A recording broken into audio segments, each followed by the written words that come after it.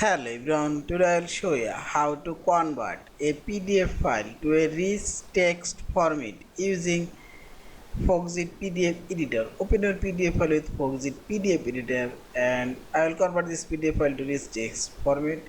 Now click on this convert option, this menu bar, and here you will find this other option. Click on this down arrow. Here you will find this rich text option. Click here and also click on the setting option.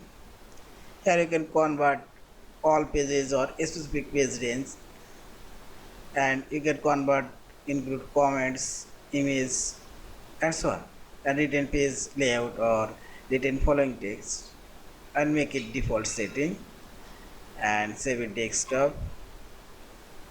And you can change file name and select save.